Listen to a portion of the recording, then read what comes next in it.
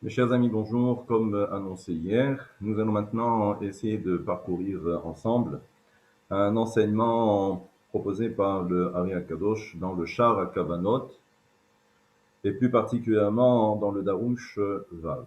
Et nous allons maintenant essayer d'analyser chaque mot qui compose le schéma Israël. Voici ce que nous enseigne le Ari. Techila tekaven lehamshich ha'ara min Abba el zer anpi.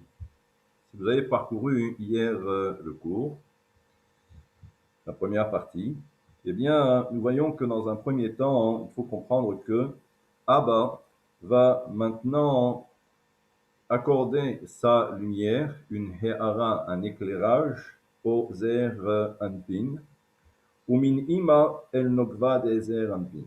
Et il faut savoir que Ima, donc la mer supérieure, va maintenant également accorder sa lumière à Nokva, donc à Malchut, Anikre, donc Malchut. Vezo inyan Shema Israël.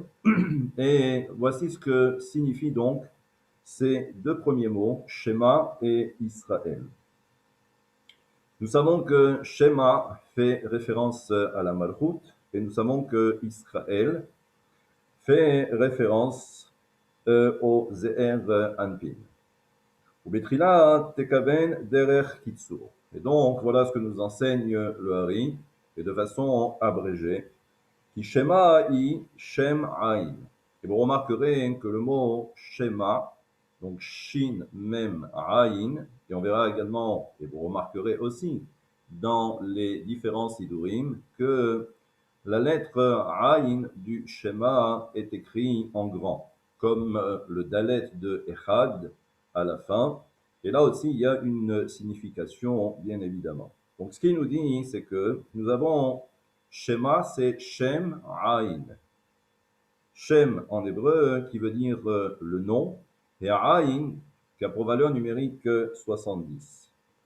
Qui a Malchut Anikre Shem.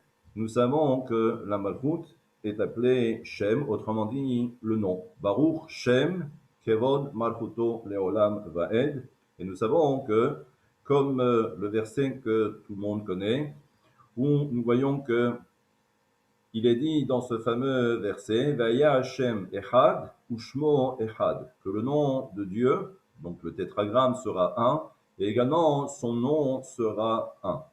Ça veut dire qu'il y a cette notion ici du Yudke Vavke, donc ça c'est la racine, c'est le shoresh de toute chose, mais tout le principe, comme nous l'avons vu ensemble, c'est d'arriver justement à ce qu'il y ait un rayonnement ici-bas du Yudke Vavke, afin que le nom de Dieu soit proclamé ici-bas. Et c'est pourquoi justement ce rayonnement correspond à cette notion de Shem, donc autrement dit le nom de Dieu, qui doit également apparaître dans tout l'univers grâce au travail des enfants d'Israël. Donc c'est pourquoi, encore une fois, la séphira de Malchut s'apparente à cette notion de Shem.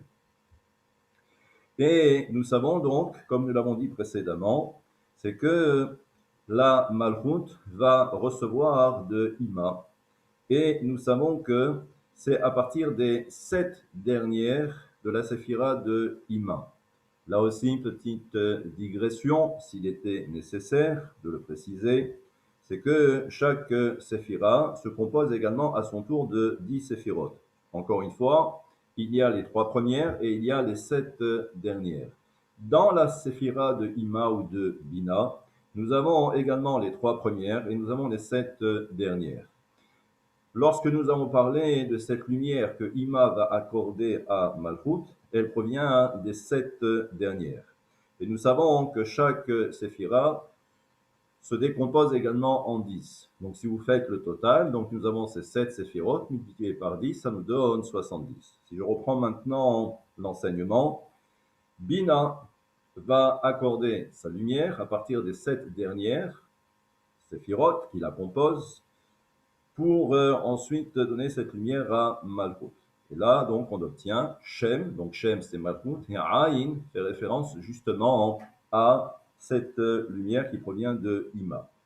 Maintenant, pourquoi le Aïn est écrit en grand? Et là aussi, cela fait référence à un enseignement dans les tikkunim, les tikkuné Azohar, où il est dit que les grandes lettres, ce qu'on appelle rabati, donc les grandes lettres, font référence à Ima.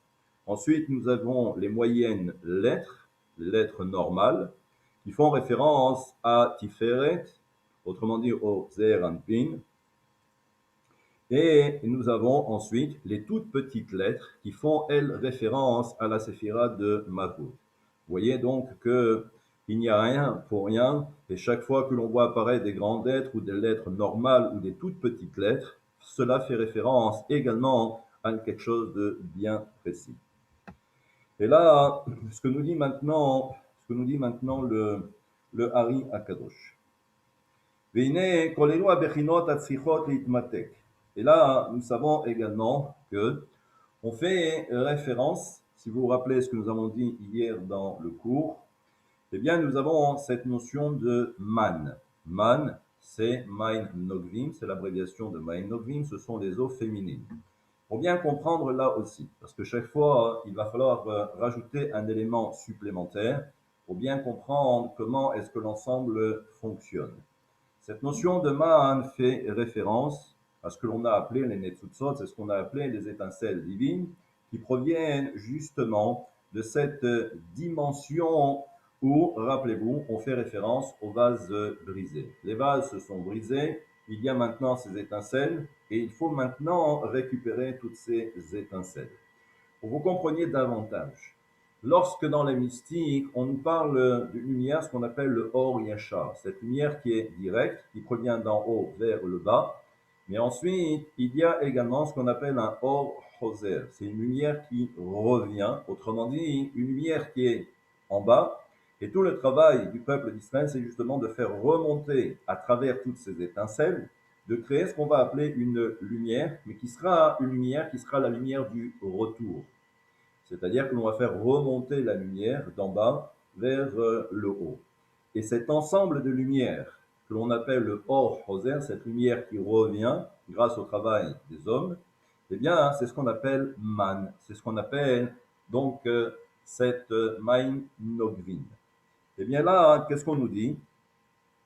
On nous dit que, dans un premier temps, si vous avez bien compris, c'est que comme il existe un zivoug au niveau du Zeir Anpin et de Malchut, il existe également un zivoug au niveau de Abba et de Ima, ou de Chochma et de Bina. Maintenant, ce qui est valable pour les uns est valable également pour les autres. C'est-à-dire qu'il ne peut pas y avoir d'union possible s'il n'y a pas cette notion de man. Donc man pour Malchut, mais il faut également qu'il y ait man également pour Bina, pour qu'elle puisse s'unir à Chokhmah, et ensuite donner naissance, comme nous l'avons dit également dans le cours précédent, pour donner naissance à ce qu'on va appeler le Zivug Penimi, donc l'union intérieure, pour donner naissance à de nouvelles Neshamot. Donc on voit qu'il faut déjà préparer le terrain.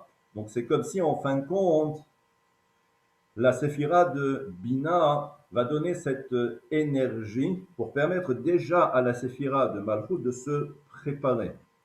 Petite digression, c'est que malheureusement depuis la destruction du Beth Amikdash, eh bien, s'il n'y a pas cette première énergie, cette première émulation, la séphira de Malchut ne peut pas faire ce travail toute seule. Donc comme s'il lui fallait une sorte de stimulus pour la booster un petit peu. Et donc c'est pourquoi dans un premier temps, la séphira de Bina va donner cette première énergie. Nous avons maintenant également le principe même de Israël. Ça, c'était pour le schéma. Donc maintenant, ce qu'il va falloir essayer de comprendre, c'est que c'est le fameux Israël. D'où provient maintenant ce nom de Israël que tout le monde connaît, c'est Israël, c'est le peuple d'Israël. Mais il faut savoir également que à un niveau supérieur, il y a également ce qu'on appelle Chokhmah. Ça, maintenant, vous connaissez, c'est acté. Mais il faut savoir que dans Chokhmah, il y a également un autre partsouf que l'on appelle Israël Saba. Comme si, en fin de compte, l'ensemble Chochma et Israël Saba ne formaient qu'un. Comme pour Bina, il y a ce qu'on appelle également Bina et il y a également Tevuna. Là aussi, il faut comprendre que concernant le Zeir Anpin, le Zeir Anpin est appelé soit Israël, soit Yaakov. En réalité, c'est pas qu'il est appelé soit Israël, soit Yaakov. En réalité, ce sont deux partsoufim. Et c'est l'union des deux qui va donner justement, pardon, le Zeir Anpin. Donc, pour bien comprendre, il y a ce que l'on va appeler le grand Israël, qui fait référence à Israël Saba, et nous avons le petit Israël, qui fait référence au Zeher Anpin. Ce que nous dit maintenant le Ari Akadosh pour essayer de comprendre. Il nous dit que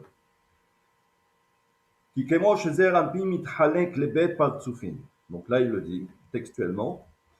Nous voyons qu'il y a deux partsoufim dans le Zeher Anpin, qui sont Yaakov et Israël. Un jour, je vous expliquerai que où se situe Yaakov et qu'est-ce que fait également Israël. C'est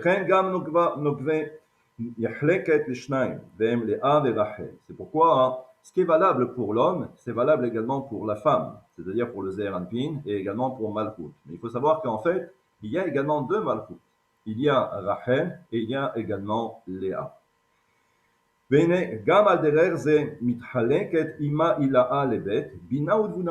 Et on voit qu'en fait, eh bien, ce principe-là, on le retrouve également, comme je viens de le dire précédemment, chez Bina, qui s'appelle également Bina ou Dvuna. Et nous avons également pour Chochma, nous avons Chochma et Israël Saba. Et là encore une fois, ce qui est intéressant de savoir, parce que maintenant on commence à rentrer un petit peu dans le détail, c'est de comprendre que chaque fois, lorsque l'on fait référence à une énergie qui doit se dévoiler, il faut savoir exactement quelle est la provenance de cette énergie. Il y a des moments où l'énergie provient, dans le cadre par exemple de Bina, elle proviendra en réalité non pas de Bina, mais elle proviendra de Tevuna, bien que parfois, même Tevuna, on l'appellera également Bina. Et pour Chochma, des fois, c'est Israël Saba. Et vous allez comprendre que dans le schéma Israël, dans le fameux schéma Israël, et plus particulièrement dans celui du Yotzer, comme je l'ai dit de façon allusive dans mon propos dans la première partie, où j'ai dit qu'il y a des énergies qui doivent descendre de beaucoup plus haut.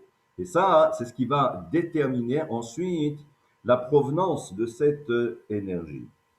Et là, donc, on comprend que Veineata, Benilat Israël, dans le mot Israël, Mekabel Zeher Anpin Anikra Israël Zuta. À ce moment-là, le Zeher Anpin, lui, qui est appelé le petit Israël, il va recevoir de Israël Saba.